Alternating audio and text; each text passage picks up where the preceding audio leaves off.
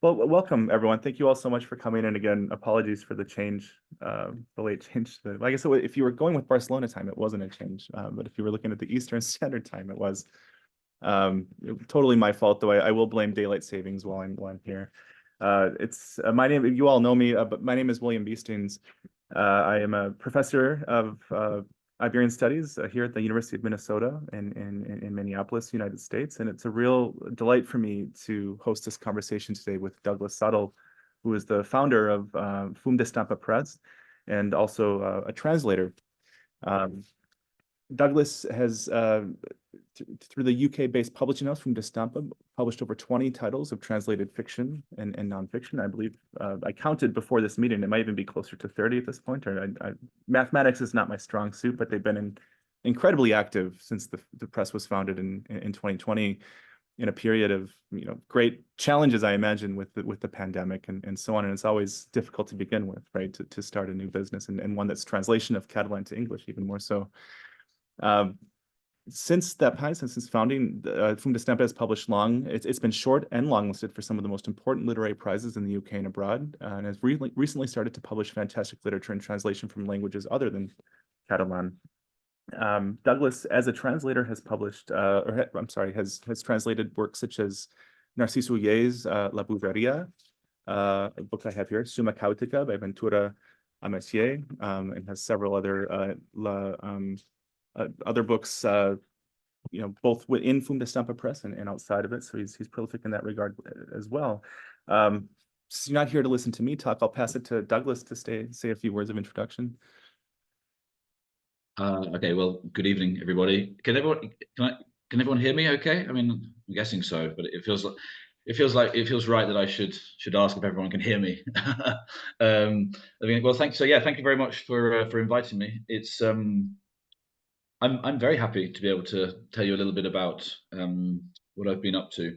I feel a little bit, I don't think embarrassed is the word, but a little bit perhaps shy. I hate the word humble, but let's use the word humble because explaining or talking to all of you about my experiences with Catalan literature seems, well, I mean, I think a lot of you have a lot more experience than I do in these kind of things. But anyway, I'm very happy to be here, and I'm a little bit ill, so I'm sorry if I sound a bit bunged up or if I have some kind of wheezing, coughing fit halfway through, but we'll get through it. And of course, if you have any questions, I mean, I think we're quite a small group, so please feel free, just whatever is of interest, and if I can help explain one or two things, then I'd be more than happy to. So that's that, I think. So in terms of an introduction, well, an introduction. Well, I mean, I moved to Catalonia a number of years now, a number of years ago now, and well, I mean, I moved to Vilafranca del Penedès, which is, well, sort of a people refer to it as a sort of an oasis of Catalan in the area, let's say, going down towards Valencia. So, I mean, as soon as I arrived, I very quickly became aware of this strange sounding Spanish, which didn't quite sort of fit into what I was expecting. But as soon as I found out that this was Catalan, and then I made a few friends and things like this, then I sort of jumped into it and got really interested in it. And I found that just as I'd learned English, of course, speaking with family and friends, but sort of expanded my vocabulary and my understanding of English, or British, should I say, culture, then reading was very quickly became a key part of understanding, so to speak, the Catalan language and culture. And so here I am, basically. I mean, I started translating one or two things, and it was mostly technical translations. The joys of translating washing machine manuals and things like this, all pretty exciting stuff. But you do pick up one or two interesting pieces of vocabulary. I just sort of threw myself in, and then I started translating some poetry, really for my own enjoyment more than anything. And then I started working for a small publishers in Villafranca, doing one or two translation jobs, the kind of things that are supported by the juntaments, the town halls, sort of local history and things like this. The joys of being given a 70,000 word book to do in August, and you've got 1 month to do it. So that was the kind of thing I was doing, but that was good. And then through them, I learned sort of editing and things like this. I met Jordi Lavina in Villafranca, who perhaps some of you might know. And he's always been very kind to me. He's been very generous with his time and with his expertise and his knowledge on the Catalan language and things like this. And so yeah, I used to meet Jordi every week. I haven't seen him for a while actually, but anyway, we used to meet every week in Casino, which is a sort of a bar for a bar in Villafranca, and yeah, we used to compare ideas on translation and on literature and poetry, especially poetry. And until one day I said to him, I'm thinking about starting a press, really. And he said, oh gosh, you're mad. And I said, well, of course I'm mad, but I'd like to do it anyway. And so that was really it.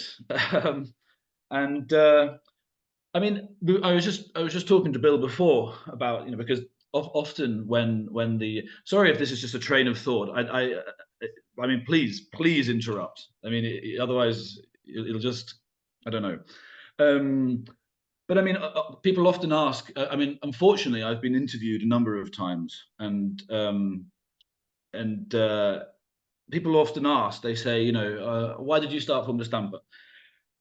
And I was just saying to Bill before, the answer often sort of oscillates between the truth and the thing that I feel like I should say as a responsible editor of an independent press. So I mean, really, I think the truth is that I was a little bit of a loose end. I had a little bit of money saved up. It was a case of, do I buy myself an absolutely rip-roaring road bike, or do I start a press? And so I started a press, basically, because I already had a nice road bike and I didn't have a press. So yeah, that was basically it. And in terms of the logistics and things like this, I mean, really, I just sort of taught myself. Hang on. Sorry. Really, I just sort of taught myself. When setting up a press, there's various things that you really want to sort of start doing, which is, I mean, obviously there's the good stuff and then there's the boring stuff. So the boring stuff might be sorting out sales representatives, distribution, ISBN numbers, talking to Nielsen, talking to Her Majesty's, or His Majesty's, I should say, Revenue and Customs now, Company's House, blah, blah, blah, blah, blah. That's sort of the boring stuff. And I just sort of taught myself to do it. I still have upstairs in my office a piece of paper which basically just sort of says, okay, so if the books are coming out here, then what do I need to do in order to get them here? And I just sort of ticked them off as I went along, and then that was it, really. Then the more enjoyable stuff started coming when I started thinking about certain books that I'd like to publish, how I might publish them. I was lucky enough to have a friend who was excellent, or is excellent, at things like InDesign, so typesetting and whatnot. So I did that, and then sort of just, I've spent so many hours doing that I like to think kind of know what I'm doing now. Yeah, just filling in the blanks, really. I mean, that's it. A book on the shelves of an independent press, or let's say Waterstones, for example, and an idea or a book that's been written in Catalan. So, what are the steps that we have to take, and how do we do it? And that really is it. That's what happened, basically. So, yeah. Oh, thank you. I read somewhere preparing for this interview, your father had told you that the best way to create a small fortune was to begin with a larger one and then start a printing press. Oh well, yeah. I think I think yeah, I think he probably told me that. I don't know. I don't know if he was the one who came up with that. I've heard that used for a number of things. Okay. But yeah, it's a good. I mean, I certainly didn't start with a large fortune, but and I didn't. I don't think you could even consider it a small fortune, but certainly something. And it was just been a case of just battling on. I mean, I remember sending. I was in London actually, and I just finished typesetting English Hours by Ferran Soldevila, which was translated by Alan Yates. And I remember sending that to the printers the day that the Spanish government closed airspace for COVID. So that was the backdrop against which From the Stamper was born. But again, it was just a case of just go for it, see what happens. There's nothing worse in life than regret and sort of all that kind of stuff. So yeah, I don't know. It's gone okay. It could have gone better. It could have gone worse. But it's gone okay. Right. Yeah. You probably couldn't have foreseen a global pandemic, right? Well, I mean, I saw it happening, but then I still decided to press the button and go. So yeah. So La Bougeria was also kind of a personal, no, Well, exactly. a bouillet. This might be separate questions, but I wonder, either as a translator or as somebody acquiring books, what kind of literature are you attracted to? I appreciate how the list of the press, it's a mix of genre. You have essay, philosophy, poetry, narrative, and also a combination of long-standing authors, but perhaps some of their backlisted works, and also new and emerging writers. And so it's I wonder if you're just kind of open to interesting projects, or if there's some kind of guiding force behind it. So yeah, the one of the perks about owning and running a publishing house is that you can publish whatever you want. Like it's just it's a very personal taste. So if we take that on the one hand, and then on the other hand, take the fact that if you want to keep on doing this, you are going to have to make some money somehow. So you basically need to balance those two things together. Mm-hmm. I would absolutely love to publish, some really, I don't know, let's say commercially unviable projects. But the money would very quickly run out, and that would mean that I wouldn't be able to do anything else. Mm-hmm. So it's a case of balancing these two things together. So when a lot of the things that I've published really have just been sort of labors of love, things that I absolutely love. I've had to say no to a couple of things, really just because it seemed to me perhaps to be a little bit too risky. I think that's perhaps the right word. The other thing is trying to second guess the market, which I personally think is a rather unfortunate perhaps thing to do. Because the moment you start trying to second guess the market, you're publishing books. How do I say this? I mean, I see publishing as a labor of love. Basically, I see it because I love the books, and I want to try and make some kind of tiny little difference somewhere. Now that might be considered to be very naive, but it is the case. So I think as soon as you start taking into account capitalist forces and market forces, then you start stumbling down the wrong path. That said, it's important to keep in mind. Perhaps I'm not explaining myself very well. Capitalist forces should, or market forces, should I say, market forces inevitably sometimes mean that you don't do projects you'd like to do. But I don't think market forces should ever, should ever encourage you to do projects that you don't want to do. I think that's the answer. And then on other, there have been other. So I mean, there have been books that I've read, and I thought, oh, this is absolutely wonderful. And there have been other books where translators, exceptionally talented translators, have come up and said, I've done this translation. Would you like to publish it? And of course, I read and I think, goodness me, yes, I'd absolutely love to publish this. And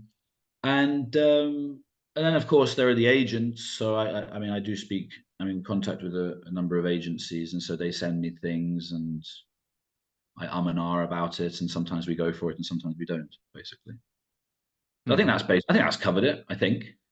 Yeah, I think so.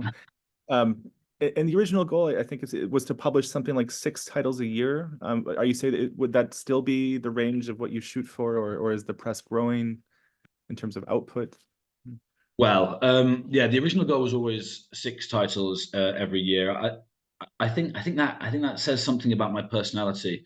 You know, 1 every 2 months. Lovely stuff. 1 every 2 months. Let's keep it going. But then I think, well, last year I think it was 8. The year before that was a horrific 9. And so the output of the press. And this year it's 6, which I think is good. But basically, it's all comes down to me. Basically, do I have time to do these things? And 6 seems like a relative. Well, actually, 6 is pretty ambitious, I think. But 9 was just horrible. And as I said, it's just me. Well, working with the translators, of course, but doing this kind of thing. So for the time being, I really can't see the production of the press going up. In fact, I wouldn't be entirely against it going down. It takes up a lot of time, basically. So yeah. Can you speak a bit to what's in the pipeline for the coming year? Yeah, definitely. Well, the coming year sees 4 books. Hang on a minute. Let me try and remember this. Yeah, sorry. So it sees 6 books. Okay. We've just published Laura Alcoba's Through the Forest, which was translated from French, but she's Argentinian. But she writes in French, etc. And very shortly, I'll be translating Mr. Ronald Pupo's fantastic translation of Jacint Verdaguer's Atlántida, so Atlantis, which is very exciting. And we were talking. Well, just this morning, I got an email from Ron about some final tweaks before we go off to print. Ron, I don't know if you want to say anything about that. You probably know, well, you know the text a lot better than I do. Yeah, thanks, Doug. No, I'm just, I'm pleased as punch. Couldn't be any happier. I'm glad you're there. I read, just to shift gear, I read Laura Alcoba's novel Through the Forest. And it was, when I finished, it gripped me. And when I finished it, I said, you read the last sentence. I always cover the last paragraph, because I'm tempted to look ahead with my eyes, you know. I cover the last paragraph and then I come down, read the last sentence, and I said to myself, wow, which is okay. But then I said to myself again, wow. So it's twice wow. A double Amazing. wow. Yeah, double wow. I'm glad you enjoyed it. I mean, I said that when I went through your translation of Atlantis. It was very exciting indeed. It has epic written all over it. So the original and the translation. So it's wonderful.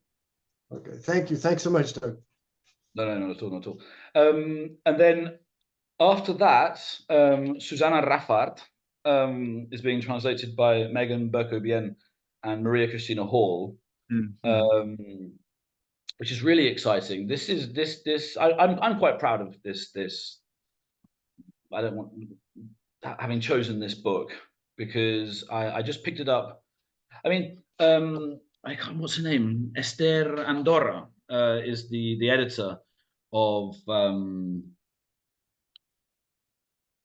Can't remember, but anyway, it's an editor of Labreu. Exactly. Yeah. Thank you. Yeah. And I don't know. She has a really good eye for a lot of really interesting things. So I really I read it. And I just really liked it. A very delicate story, very nicely told, very poetic, etc. Up in the mountains, and I thought it was beautiful. So I got in touch with Megan and Maria Christina, and I suggested it to them, and they said yeah, they read it, and they said yeah, this would be wonderful. So so they're doing that, which is very good. And then the next one is a book which is right out there in a sort of a summa chaotica sort of sense, which is The Calf, which is being translated which is being translated from sort of a Norwegian dialect, so to speak, and that's written by a chap called Leif Hoho. Excuse the pronunciation, but that's very exciting. How many are we on to now? 1, 2, 3, 4. Oh, and then so the second Pujol book by Adrià Pujol will be coming out, which will be Picadura de Barcelona. Now I am currently finishing up the editing process on his first book, which is now 4 months late. But I don't know. It's been very difficult indeed. And so God only knows what's going to happen with Picadura de Barcelona, because I mean, so basically I'm doing Adrià's first book and Adrià's second book. Normally I try and pick up the books that I might consider to be the most complex, perhaps, partly because I like a challenge, partly because of financial things. And I don't know, I mean, I'm sure some of you have read Adrià's work. It's amazing. Well, I mean, in my opinion, it's absolutely amazing. But my goodness, it's a riddle on top of a riddle on top of, well, it's the Churchill thing, isn't it? It's a riddle wrapped in an enigma wrapped in a riddle, or whatever it is. Every single sentence has a double meaning. He writes as if, you know, he's the friend you might have who has his arm around you at the bar at 3 o'clock in the morning and is telling you these stories about what he's been up to and things like this, and it's absolutely wonderful. But my God, it's just nightmarish. Has anyone ever had an experience of translating a palindrome? Not just one, but the whole poem is a palindrome. I mean, you know, what am I supposed to do with that? So yeah, that's been a little bit of a nightmare. But anyway, so that's that. And then with any luck, there'll be Resta Chaotica coming out at the end of the year as well. But we'll have to see about that. Yeah, so that's it. That's the year. It's really exciting. Next year, we'll be doing. I love saying we because it makes me sound less mad. As you know, I've got an important team behind me. So it's the sort of the royal we, isn't it? But we will be doing. We'll be publishing. Ramon Llull. Sorry. So that's wonderful. The Book of the Beast and also the Book of the L'Amic et la Madre, which is very, very exciting. So next year's books are slowly be getting sort of next year's catalogue is being slowly but surely filled up, which is great. I think that's. Yeah, well, it's very exciting and sounds like a lot of work. Well, yeah, it is. It is a lot of work. But I mean, the thing is, I do enjoy it. So it's, as I said, you know, it was a case of, do I go out cycling, you know, for a couple of hours every weekend, or do I spend, you know, a few hours every day doing this? And I think I made the right choice. I'd probably weigh a little bit less if I'd chosen the bike, but you know, what are you going to do? Are there any questions or comments from the audience before we continue? Yeah, Enrique. Hi, Douglas. Thank you for all your answers. I was thinking about what is the process or what is the timeline better? What is the timeline since the translator contacts you until you make a decision or the book is published? You give the translator like a, I don't know, 2-3 months frame to give you a draft. I don't know, how does it work?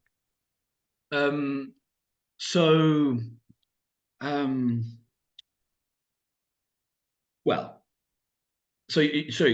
So the question is from the moment the translator contacts me, so the first contact, to the book being published. Well, for example, if I email you saying, well, I want to translate this Catalan author into English, how is the process going? How does it work from the beginning?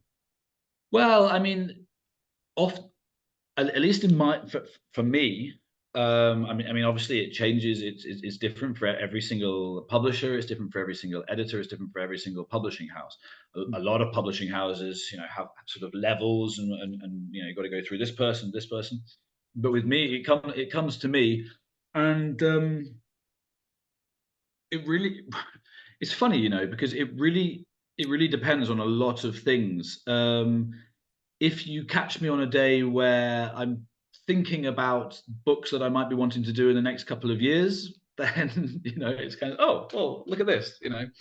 I mean, everything always gets read. It depends on, you know, sort of how much work. If I've got to typeset and send off to the printers, or if I've got to finish this translation by the end of the week, then it'll often sort of, you know, I'll star it, and then it'll sort of get kept in the inbox.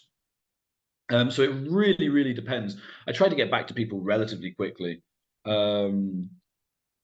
Sometimes I don't. But then what happens is there's obviously some kind of talk. There's a discussion, a conversation as to timelines and things like this. If the book is still has rights, then there's also that element to it. If the book, in terms of rights, I mean, rights is a whole sort of different kettle of fish. There are obviously agencies that deal with rights. Sometimes you deal directly with the author. Oh no, sorry. Of course, this is keeping in mind that you know what this person might want to translate. I feel fits in with what I'm trying to do with the press. I mean, obviously, it really depends a lot on that. But anyway, you know, considering if we assume that we want to go forwards, then there are rights. Yeah, so sometimes you deal with rights directly with the author, and sometimes, you know, you have to sort of do a little bit of archaeology, whereby you have to sort of find the grandchild who now happens to live in Switzerland and things like this, and it's all rather exciting. And so with that done, then you sign then the contracts are signed, standard industry contracts. And then when it comes to translating times, I often try, well, I try very hard to be as flexible as possible. Really, you know, and I try to give as much time as possible. And if a translator for personal reasons needs, you know, to need a little bit more time, then I try to move around. I try to move the catalog around, etc., etc.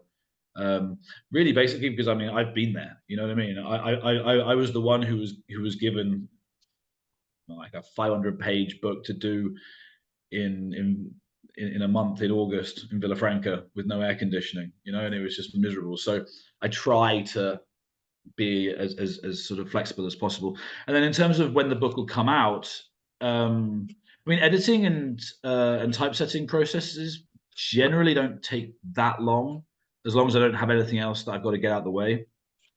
And the book comes out, then the book comes out, and then, you know, we put it into the catalog, and then we'll see what happens, basically.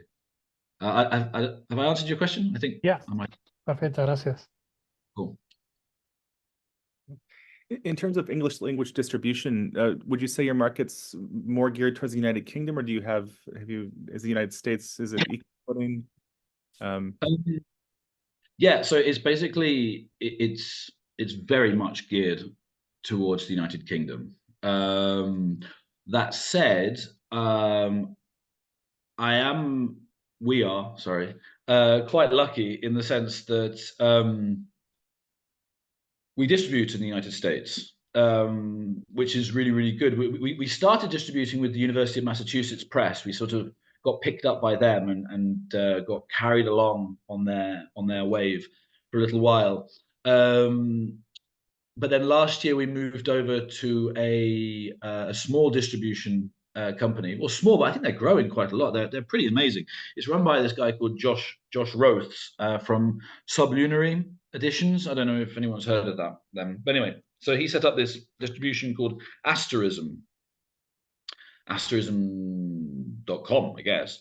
So I sent him books over to his warehouse in Seattle, and it's really great. Like we're selling, for what I consider to be quite a lot of books around the United States now, because bookshops can go there and they can order directly from him from Asterism on their website.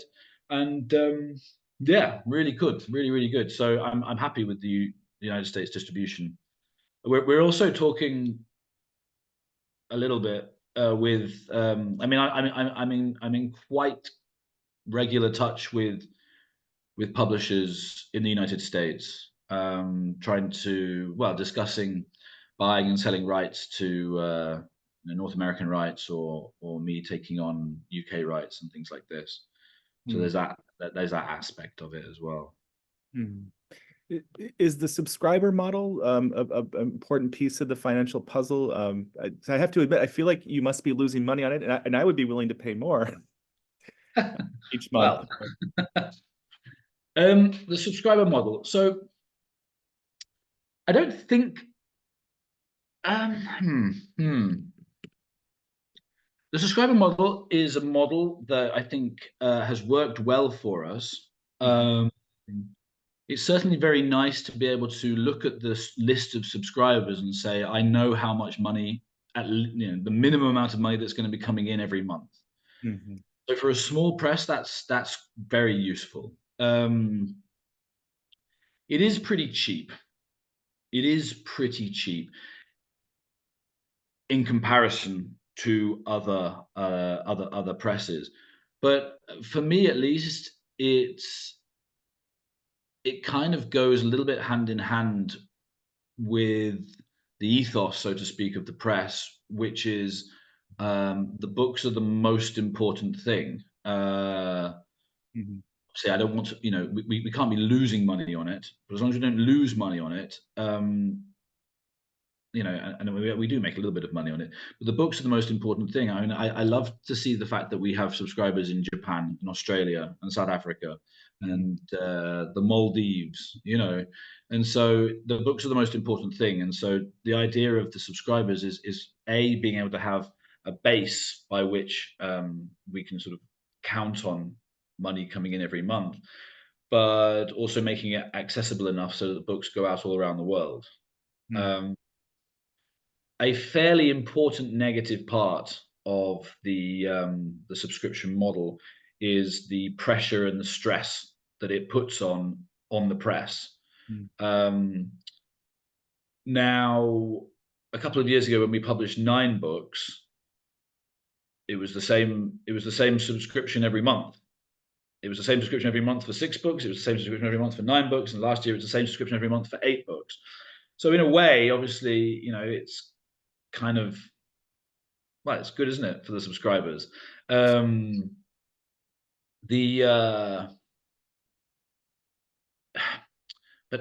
placing that as a minimum of 6 books does place quite a lot of pressure and stress on me, so to speak. The fact that the first Pujol book is late from last year doesn't make that much difference, because last year was 8 books. Whereas if it was late, and also it's going to come out in like a month, 2 months or something. But if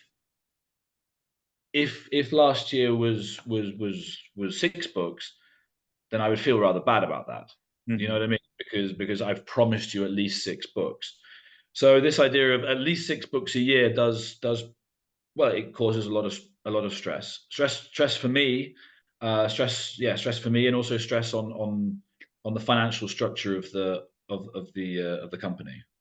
Yeah. So good things and bad things, but that's life, right? Yeah, absolutely. Any questions from the audience? Yeah, maybe. Well, thank you, Doug. This is very interesting.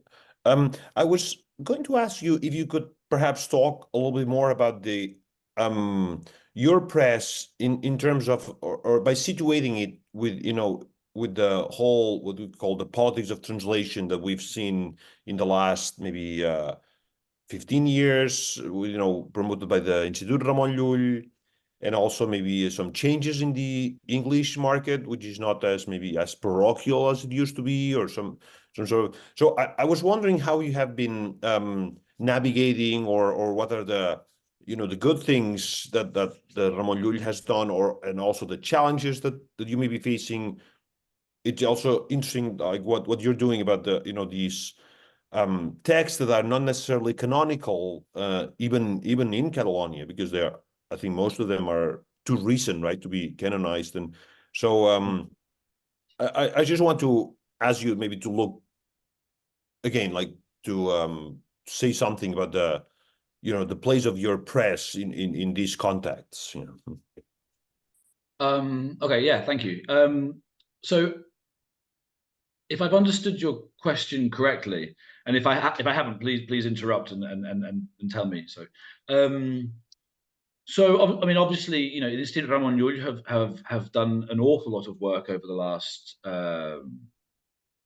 quite a number of years now, and without, I mean, clearly without the subventions, then my press wouldn't exist, and the vast majority of translations wouldn't exist. You only really have to look at the financial situation of translating and publishing a book to see that simply the numbers would rarely work out. You know, obviously you always do have every now and again a 100 years of solitude or something like this. So in terms of what the Institute Ramon Llull have been doing, it's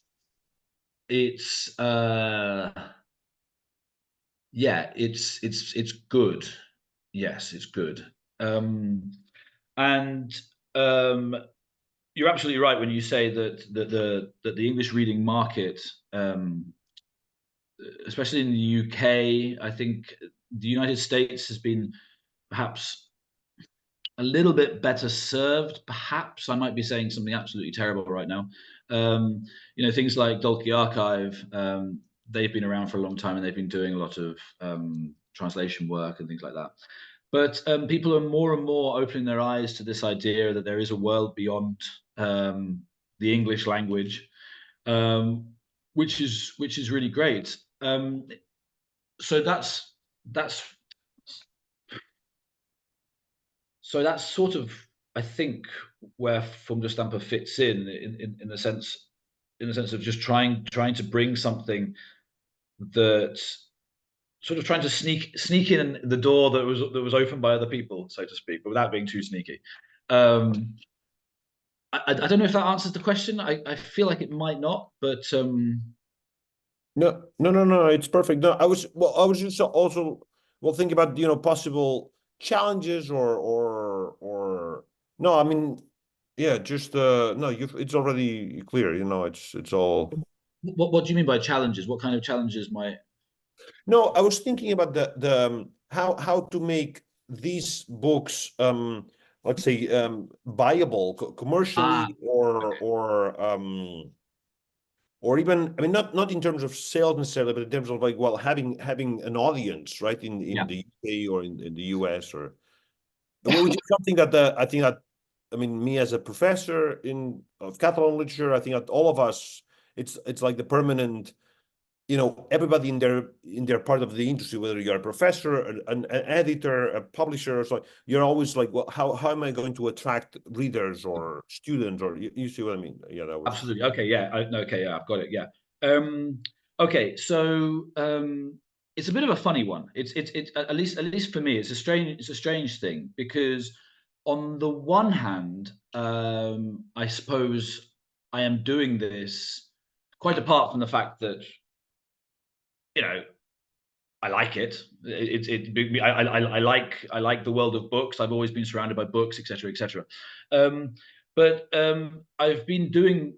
I'm doing this really because, well, how do I put this without sounding utterly cheesy? But you know, I mean, I've chosen to live in Catalonia. My life is in Catalonia. I like its people.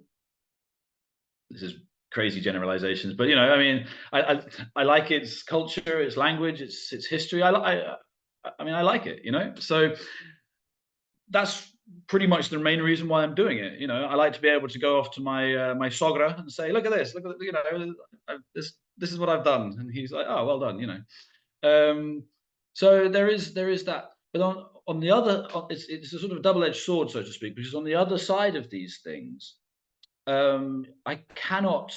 What I've learned is I cannot sell books because they were originally written in Catalan. It just doesn't. Maybe I'm doing it wrong, but in my experience, it just doesn't happen.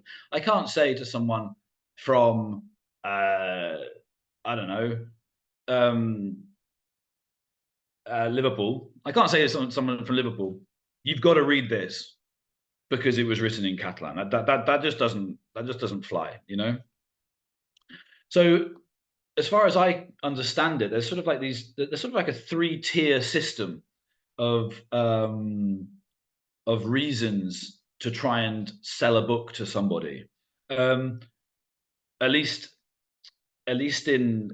from translated literature. I mean, another thing. Sorry, I'm digressing, but another thing would be, let's imagine if tomorrow someone unearthed a hidden document by Josep Pla, and it's a novel, and you know it was to be published.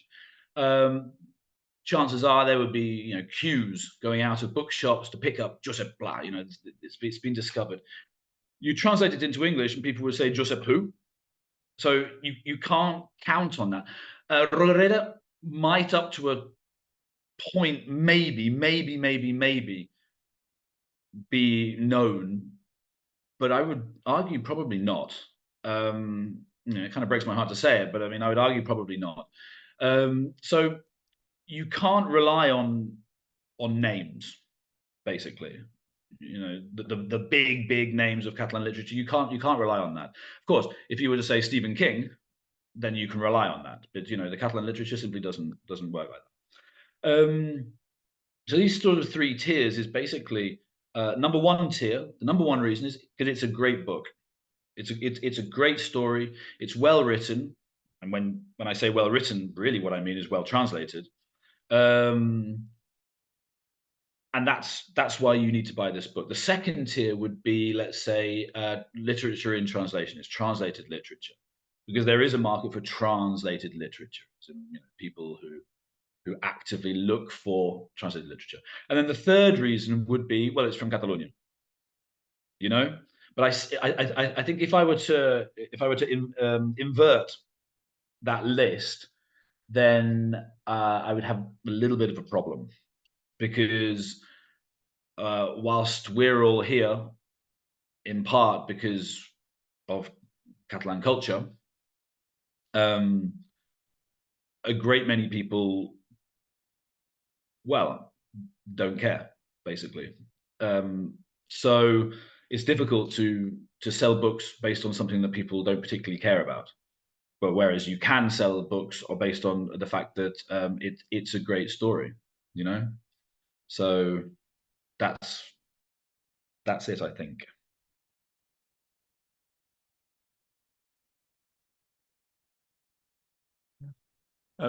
Will the press be participating in any of the San Jordi celebrations next month? Not directly, no. We have the royal we again.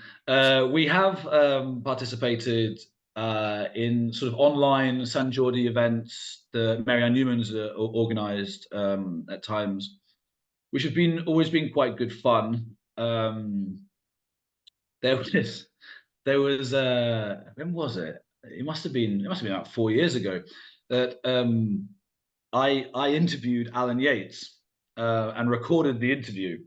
It was online, and then uploaded that, which was brilliant, really, because I would ask him a question and he would basically tell me that it was a ridiculous question, and then I should move on to the next, and that was 20 minutes of that. So that was not doing that today. No. But no, I mean, we're quite we sell in Barcelona. We have a little distribution thing set up in Catalonia, mostly in Barcelona, because I mean, you know, it's difficult to sell English language books in Sant Sadurní d'Anoia, but in Barcelona, it's good. So when they get all their stalls out and stuff like this, they often, some of them sometimes have like a little fum de stampa bit, but in terms of sort of active stuff, no, nothing this year. Haven't been asked, haven't been invited, but then I haven't suggested anything, so I can't complain. Yeah, so it looks like we have about 5 minutes left. I want to make sure everyone, if you have a question or comment, you have a chance to ask it. I have a question for Douglas. Thank you for all your comments and explanations. Can you please tell us about the bestsellers? Which are the books that sell the best? Is there anything you can tell us about this that is not a secret? No. Well, I don't have the numbers on me right now. Okay, this is my get out clause. But off the top of my head, I'll tell you a book that is consistently selling well. It's never like done a major sort of boom, but it's just there. Which is the La Resistencia Íntima, the Intimate Resistance by Esquirol. That's always there. That's always a surprising thing. A very nice surprise, but it's always a surprising thing. What else? Summa Gotica is doing pretty well. Like we've had to reprint that, which is good. Some of the Montserrat Roig books, when they got picked up by for like the awards and stuff like that, they went really, really well. As always, poetry is a difficult sell, which is a pity. But you know, whether it's poetry in translation, whether it's poetry in original language, it's always slightly tricky. but they're often, the poetry books are often the ones that I get the nicest feedback from, you know. But in terms of bestsellers, it's I would say it's basically that. Rog and Intimate Resistance. Subacótico, I need to check in on that one again, see how it's doing, because it has done quite well, which is surprising because it's a big, fat, crazy book. But yeah, so that's it. I think. And soon Atlantis will surge to the top of the list. Absolutely. Just a few minutes left. I was wondering, Douglas, if you could speak briefly, and it could be like utopian or it could be, you know, more practical, but where do you see the press in 5 or 10 years? In ideal. Ooh, okay.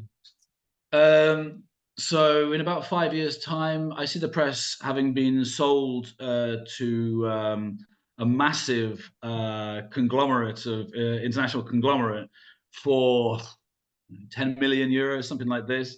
And then when I'm not, you know, when I'm not working distance, You'll have a nice road bike.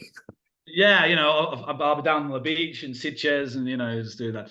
No, I don't know. It's just the aim of the press was always just to set it up, enjoy doing it, do something that I care about.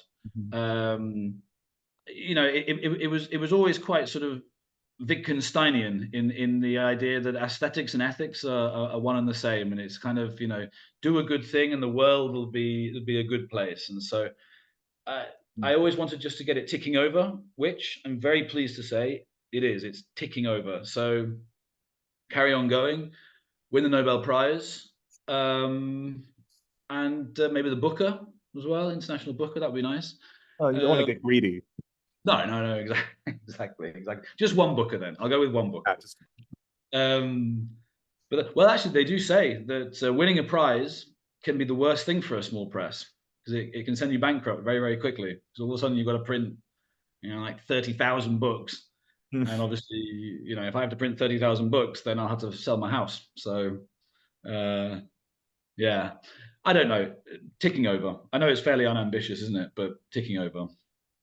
That's a valid goal. It's what I have for life in general, you know, so it's, yeah. Absolutely.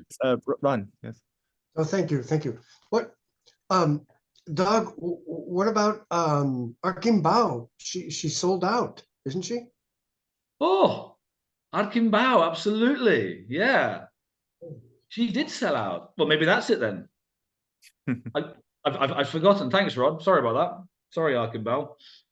It might probably be that one. Oh dear, how embarrassing. Yeah. So are you going to do a reprint, or is the market closed?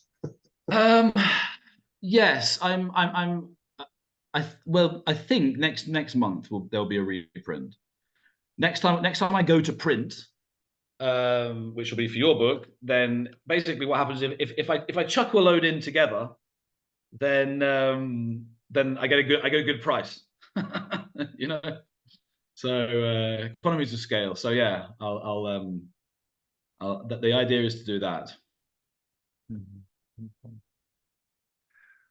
Well, thank you so much, Douglas, for your time today, and for, you know, giving us the history behind the press and your thoughts on translation and everything else. It's much appreciated. And I guess give an actual applause or Zoom applause with the hands in the screen, whichever you prefer.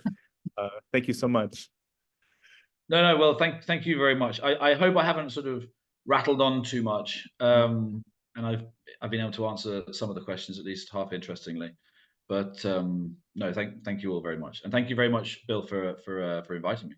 Wonderful. Oh, it was my pleasure, and thank you all for attending and for your questions. It was also appreciated.